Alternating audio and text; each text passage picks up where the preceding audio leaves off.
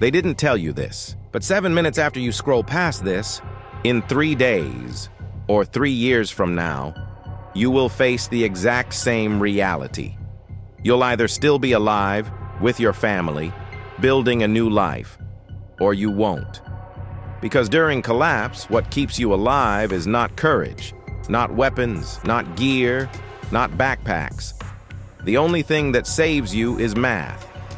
The stores will be looted, pharmacies empty, the power grid collapsed. Your neighbors panicked, aggressive, desperate. And while you're sitting at home, one thought hits you. The water in your basement lasts a few hours at best. There's no gas. Pasta won't cook. Your phone has 40 or 50 survival apps on it, but none of them feed you. This is the exact moment most people die. Not because of zombies, not because of nuclear war, not because of Hollywood scenarios, but for one simple reason: unpreparedness. Everyone stocked something, bought weapons, bought gear, packed bags. But almost no one asked this question: how many calories will you eat tomorrow? An average adult needs about 2,000 calories per day. That's 60,000 calories per month. 730,000 calories per year. For a family of 4, that's 2.9 million calories. If you're not calculating these numbers, you're not preparing to survive. You're just staying busy while waiting to die. And now we get to the part nobody talks about. Canned food, ravioli, ready-made soups. Good intentions, completely wrong. 1 can of ravioli is about 800 calories. It weighs around 400 grams. To keep one person alive for a year, you'd need hundreds of cans, hundreds of kilograms. For a family of 4, literal tons. And most importantly, the expiration date is 5 years at best. Metal corrodes over time. Bacteria enters through micro cracks. Botulism is real. You spend thousands of dollars, and 5 years later, your stockpile becomes trash. Now let's do real survival math. White rice. 1 kilogram equals 3,600 calories. Shelf life: 30 years, cheap, durable. To feed one person for a year, you need about 200 kilograms of rice. For 4 people, around 800 kilograms. Cost? Less than half of what canned food costs. And the key point, it lasts 30 years. White rice, not brown rice. Brown rice contains oils, it goes rancid.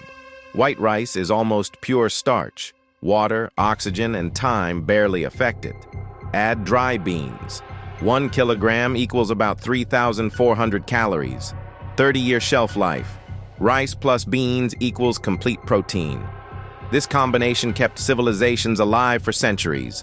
Rome, Asia, Central America. Then add honey. Nearly unlimited shelf life. Instant energy. Can be used for wound treatment. Honey found in Egyptian pyramids 3,000 years old was still edible because bacteria cannot survive in it. Salt, not just seasoning. Electrolyte balance, meat preservation, barter currency. Iodized salt protects the thyroid. Unlimited shelf life. But here's the real question. What happens when the rice runs out? The stores won't come back. The trucks won't come back. Government aid won't come. That's why you need a seed bank. But not store-bought hybrid seeds. Those are single-use. They produce crops the first year. The second year, either nothing or low-quality yields. Heirloom seeds are different. They're genetically stable. You plant tomatoes, you harvest tomatoes, you save the seeds, you plant tomatoes again next year. That's the difference between surviving 1 year and surviving for generations. Then comes the reality nobody wants to think about. A small cut, 2 centimeters, seems harmless. Day 2, redness. Day 3, swelling. Day 4, red streaks up the arm. Day 5, fever. Day 6, sepsis. Day 7, death. This isn't exaggeration. This is history. Before antibiotics, people died from minor wounds. That's why you need a real trauma kit. A tourniquet stops massive bleeding in 30 seconds. Blood loss kills in 3 minutes. Hemostatic gauze, pressed directly into deep wounds, triggers clotting. The antibiotic topic is uncomfortable, but real. Molecules don't know whether they're in a human or a fish. This is not medical advice. This is survival information. Months pass. The water system fails. 3 days without water equals death. Not bottled water. Water purification, filters, tablets, distillation. Physics always works. Time goes on. Your knife gets dull. Your axe cracks. You can't cut wood. Spare tools aren't enough. You need tool maintenance, sharpening stones, files, oils, rust prevention, and generators. Here's what no one tells you. Fuel runs out. They're loud. They attract looters. Silence wins. Solar power, no noise, no fuel, long-term energy. But above all else, the final truth people refuse to accept. You cannot survive alone. Math doesn't allow it. You need sleep. You need guard shifts. You need food production. You need water collection. Communities survive. Lone wolves always die. So now the real question, is this expensive? No. Cheaper than a car. Less than a few months of rent.